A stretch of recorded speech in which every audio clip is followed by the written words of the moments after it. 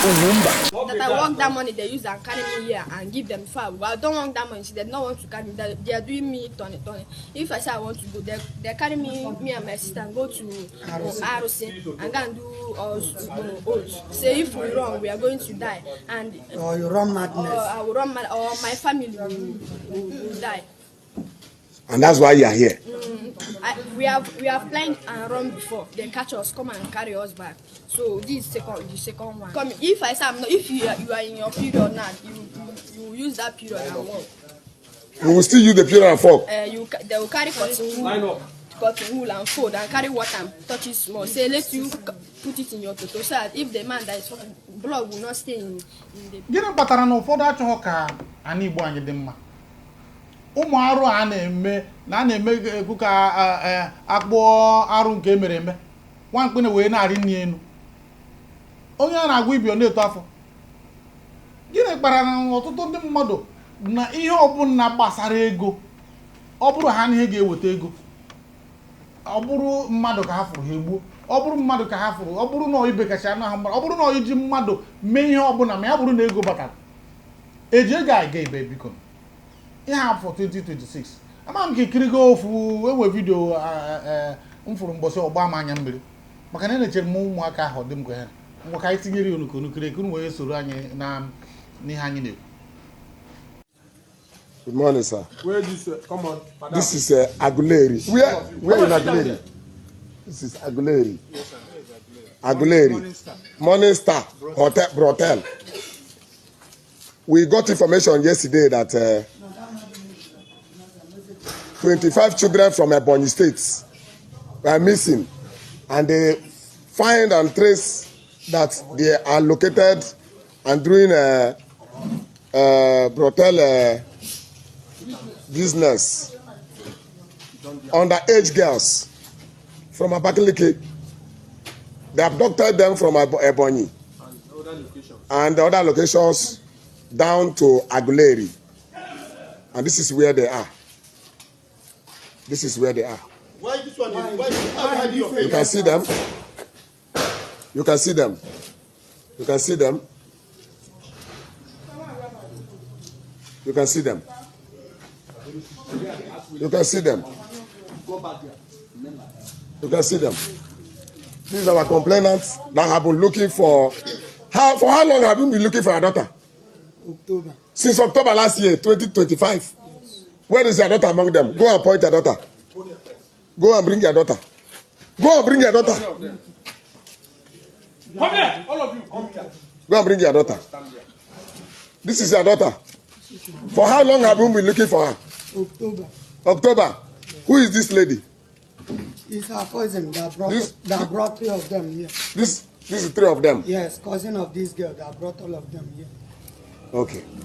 And you have been looking for them since October last year? Yes. All right. How old are you? 15. 15. You, how old are you? I'm 19. How old are you? 16. 16. You enjoy doing this thing? Why are you here? Why are you doing this? Why are you not with your parents? Are you not afraid of HIV? What is your name?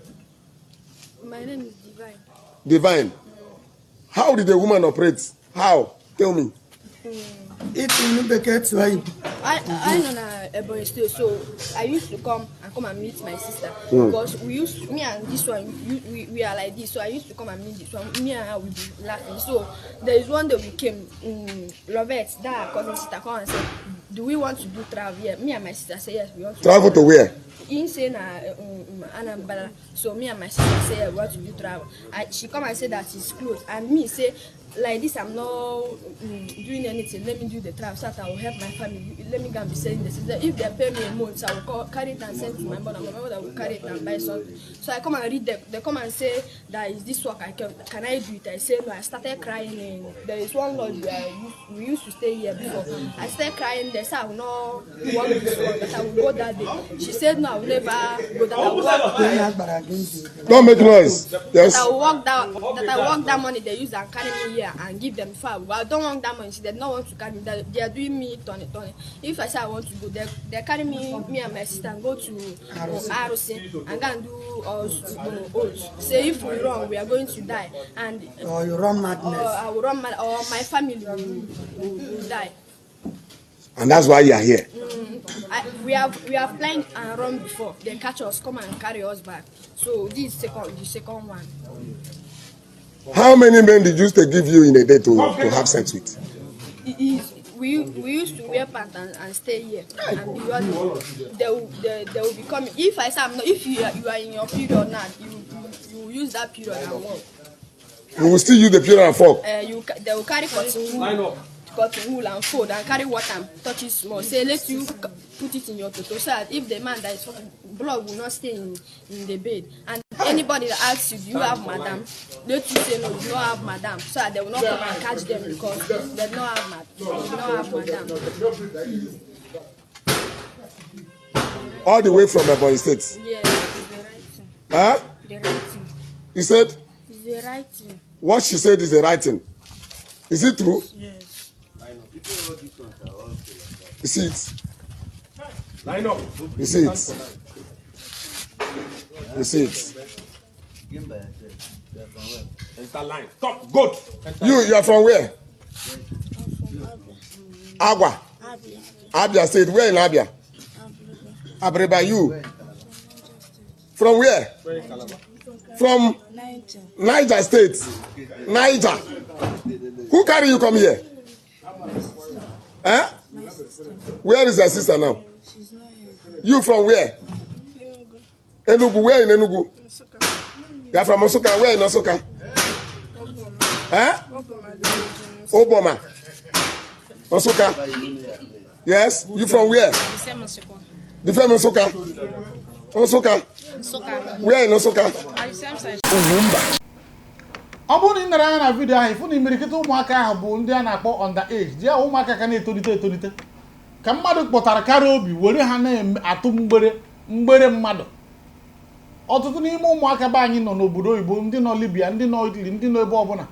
Anyị abụghị ndị obodo nke ọzọ a maara na ọ na-abara ha uru. Ya bụ na ụfọdụ n'ime ndị be anyị na-achọzi tụgharị be anyị ka ọ ghọọ ihe anyị na-amaghị isi. Ebetighị ndị Igbo biko. Ọkwa ikiri ya bụ vidio ka ikirichara ya kedu mgbe ị na-ekiri ekedu etu ọ dị maka ọ dị m ka ihe na-arụ apụ ndị be anyị ekene m ihe a na-ekwu maka ọ na-agba okwu okirikiri mana ịma ihe a bụ ime obi eziokwu obere ụmụaka ịwọchi na onyonyo a akwụna ka ha ji agba mmadụ ji ekpọta ụmụaka gbaa ha ndụ were ọgwụ yibe ha egwu ụmụazị dị 15 years 14 years ama na ndị 13 dukwu ya iwere ha na-agba akwụna ka agbatara gị ego kere iji ego eme a na-asị ndị gwọrọ ọgwụ ego gị ka ichi na-eme ịmụkọ na ụmụ gị na ụmụ gị ya eri ụgwọ ihe niile imerụ ịkpọrọ nwa mmadụ bikos egwu atụba gị iduga na arụsị na ọ bụ na okwu ya ọnwụọ ọ bụ na ọ kwụsị o were nwa mmadụ na-agba akwụna ife obere nwa ahụ na-ekwuru ọ sịdatana na ọ bụrụ na ha nọrọ na nsọ ewere ife kechie ya ike ha ka ọ imetọ bedị mana onye ọka were ka na-agba akwụna ha kwado ikpe ọsọ egbuchi ya nche n'ihe azụ kpọrọ ha jee na arụsị alụ na-eme nunu aka na-ekwu maka ka ihe dị iche between you na dibịa Enugu Ezike n'ịma na ndụ the same thing ego ka unu na-achụ ka ihe dị iche gị na ndị oke ite ọ bụrụ mebicha na adịgbo obibe nsọ niile na n'obere ụmụaka agụbe ha akwụkwọ so gịnị ka iji abụla ifo ụmụazị ha go traumatize ụmụ ihe ọzọ ihe nke agwa ụmụazị na ha na-agba akwụna ọ na ha na-edina nwoke na ha na-agba akwụna professional akwụna ihe kwesịrị ndị kpụtara ụmụaka abụ akpọrọ ha akpọrọ ndị udogachi ewe ha mekwa ọgwụ maka ihe kwesịrị na society etu anyị na-ekwu udoga ọha bụ ndị akaodo mba akaodo dị iche udogachi dị iche ọ dị m ka ndị akaodo ka a ga-eme ihe na ndị akaodo ka a ga-akpụnye ka akụjicha ha obodo akụjicha ha na ndị a kwesịrị ka akpụga ha n'ebe a ka akụjicha ha kwụsị ha eze niile dị ha n'ọnụ biko ofu ihe na-agba mmegharị bụ mgbe niile a na-ekwu Ebonyi steeti ndị Ebonyi biko ana m ayọ mgbaghara n'aha ndị merie mana biko ndị Ebonyi biko tinye n'aka n'ịgụ akwụkwọ maka na ọ bụrụ na ụmụaka na-agụ akwụkwọ ama mkpọpụta ha ha ga-enwe ụbụrụ isi. Ọ bụrụ na ụmụaka na-agụ akwụkwọ ha ga-adị ha ndị oyibo na-akpọ enlightened.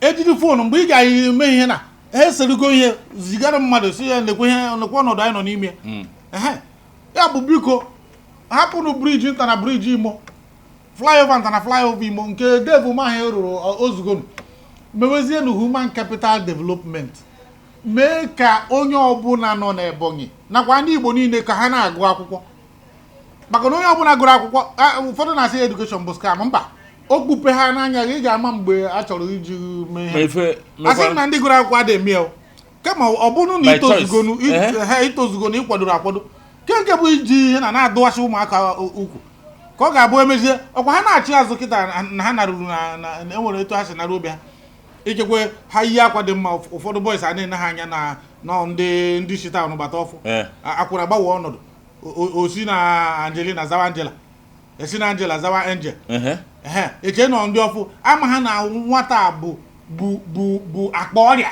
na-agagharị na-achọjọ ebunye biko amana m epetike Igbo Anambra ị ga-ayọkwa ndị Ebonyi biko na aha ndị ameri ha maka ka ọ ghara ịbụ na Ebonyi na Anambra na ọ da-akwara ha ọzọ.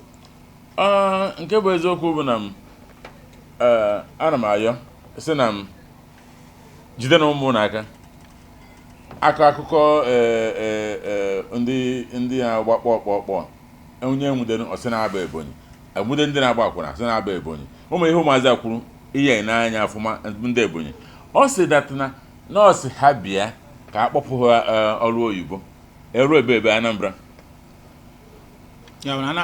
Anambra ghọọ nara ha exactly all bad mentality. Try and expose maka ụmụazị agụ akwụkwọ ụmụazị amara ihe a na-eme keneke bụ obodo ụmụaka ha etu a na-akpọta Anambra nwebe aṅụrị ndị Anambra na-achọ ije obodo oyibo na-achọ na-eje obodo oyibo bụ na na-achọkọ ụmụazị bịa bebe gịnị nwata 15 years ka mama ya ọgwụgwụ ọmụmụ ebe ọ na-eje biko ka ha mgbagharụ si ha gbagharụ a na-ekwu ndị Anambra gbaghara fa na-ekwu ha gbara ndị Anambra gbakwara ebe corruption ebuchiere ebe anyị si ha jide ụmụaka ha aka mana gị ga-echọ eme eji anya ọma ga-elele mba akwadoghị m ka ngwa eziokwu nwaanyị nọ n'ime ahịa pụta kwuwe sketi oge onye na-eme nnene ifere anyị meme anya n'ebe ahụ o nwere ike ọ bụrụ ebe ahụ ka o si ekwu mana mba epetighị echekwa m na ị ga-akwado nke ahụ echekwa m na ị ga-akwado akwadoghị ihe mere onye ọrụ kpọịla ahịa chọrọ ndị ya azụ ya mekpenye ọnụ ikekwere ọ bụrụ na maka tupu ụmụaka apụta tupu ha hapụ ndị mụrụ ha pụta ikekwe ọ bụrụ na swit na chingom atọbiri na ha ụmụ ihe racha maka na nwata ọbụla pụrụ na nne na nna ya amaghị ebe ọ gara ọ ga-abụ na a na-emebu ya nke azụ ụlọ na-anarị na-enye ya ụmụ 5 naira ụmụ 1000 2000 ọtọbiri kpatara ya mgbe eji kpọbatazie ha ọ bụrụ na ikekwe ya bụ ihe eche na ọ dị ụwa ihe na ọ sara mba ya wụ biko ihe iji gbochie ihe a niile bụ nke mbụ kweenu ka ụmụaka unu na-agụ akwụkwọ ndị gọọmenti nye aka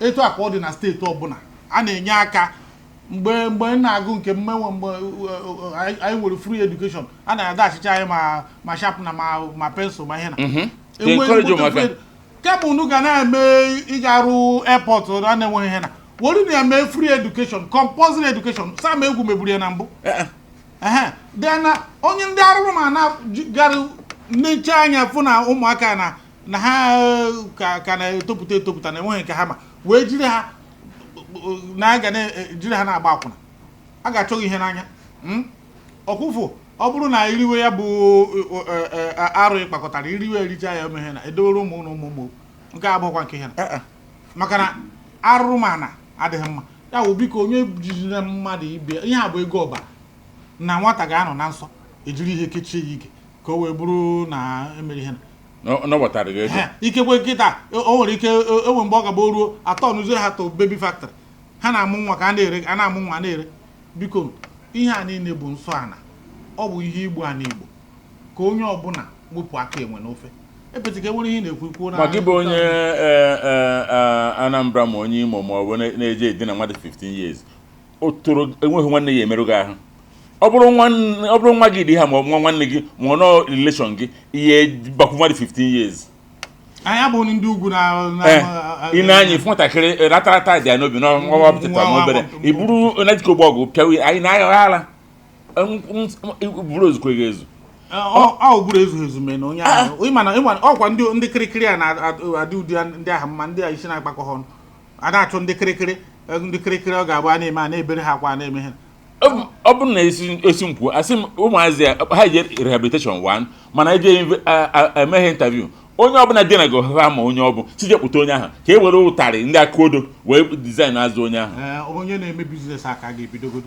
nke na-eme biznes eji ngamerụ ya ahụ onye na-eme biznes ọzọ ọbụla maka na nke a dị expose na gled kwa ya ụmụ many places ọ dị maka ọhụ izi ma ndị nọ na Ghana ma ndị nọ na Cotonou ma ndị nọ na many states na Nigeria mana even na Anambra ahụkwa a na-ekpuchie ọ na nke a dị exposed thanks to ndị ọdịkọ ndị udoghachi jere ọrụ aka or something ka a na-akwụsị ka anyị gwa nwaanyị eziokwu maka na nke bụ eziokwu ka m kwuo eziokwu eteghị ime ahịa nọkịta tụtụrụ okwute iwu oyi n'ime ahịa ị mahụ na nne gị ọnọ na ya nna gị ochie ọnọ na ya ụmụnne gị ọnọ na ya na-agwa nwaanyị eziokwu ka akabara anyị aka ya na-achụ ego onye je kpọta ụmụaka dị under age kpọrọ ha dị ma akwụna ị na-apụ mmemme ọkụ emechie ka nka